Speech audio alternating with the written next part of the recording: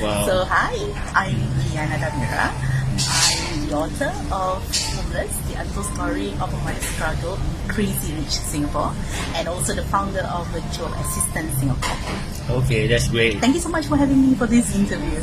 Oh, it's my pleasure. Thanks, Jimmy. Funnily, or I would say that coincidentally, a lot of people have been approaching me to ask for this sort of interview is because I wrote a first-person narrative, right? And it's also on a topic like what you mentioned earlier, very sensitive, not usually talk about, big elephant in the room, but usually ignored. And it takes me some time, some years as well, to actually embrace the fact that yes, that was my story, and to put myself out there and let others know that okay, hey, this is happening in Singapore. And what inspires me to do so was because over the years, after I got myself out of homelessness too, I kept on befriending for other families who are in need still. Yes. So they are still looking for homes. They might be, got kicked out from wherever that they live at that moment, got evicted from wherever they are, and then they are on the streets. Yes. And usually the kind of nucleus, the family nucleus that I help with are those single mothers with children, or even family with the mother and father around, the parents around, but still they have challenges getting a roof over their heads. Yes. Because there's a lot of red tapes when you need to find help or sought for help. There's a lot of red tapes. There's a lot of processes and barriers to go over, and there are a lot of hurdles to hop over as well. And doing this befriending work opens up my eyes to see that hey, yes, this is a big elephant. It's huge, Yeah. and it's still being unacknowledged. It's still being swept under the rugs, and it's still being acted as if it's invisible in ways, right? So that was what inspires me getting out of homelessness, or from my own encounter, at the same time befriending all of these other families, right?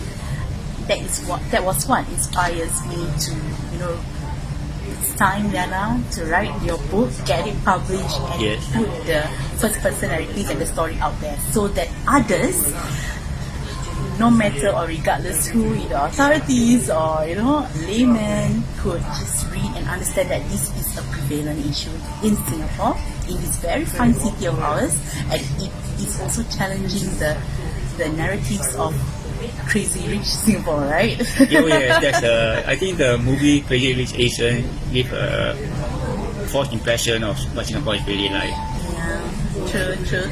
So, another question that I usually got was, Liyana, you're depicting a totally realistic aspect of what Singapore is in a certain viewpoint.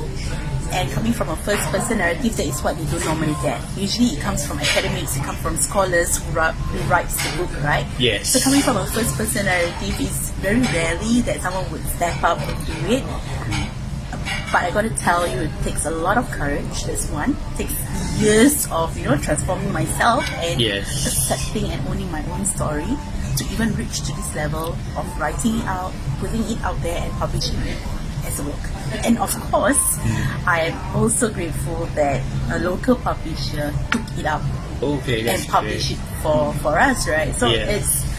it's something like, for me, I believe it's the intention that you put out there.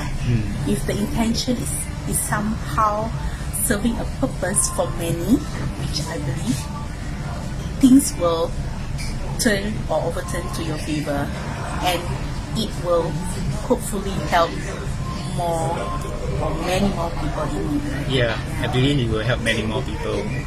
Because if the book has not been published, they probably will only know your story through your Facebook or maybe through the newspaper article. Yeah. Yes. Yeah. So it's about owning my own story at the same time, and also being okay with it, Yes. and to publish it in the form of book that really takes a lot of guts. It really takes a lot of courage because most people, especially Singaporeans, they would like to save face. What will people think about me and all that.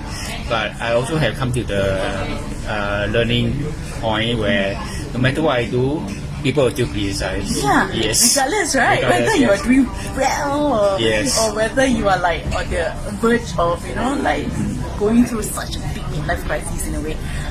Regardless, people will always judge you at every single point of your life, right? That's true. So, like for me, how I own up to my story is like, what the heck? Might as well. That's true. Because I have got nothing to lose already. Yes. And if it's more to gain in, getting the people who need the help, why not?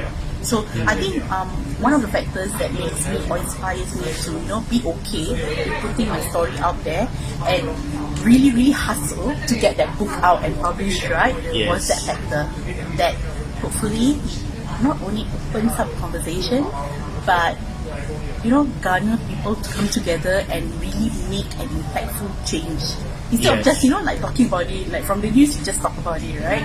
But when it becomes something much more than just a conversation, it becomes like a movement.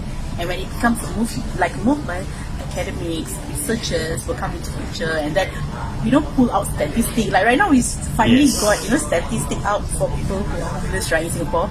Where on earth do all these stats come from before? There's no study that has been conducted. So I'm That's really true. grateful in a way that things are moving on to this kind of things right now. Yes. But still, while I acknowledge that, there's still so much more. There's still so much more.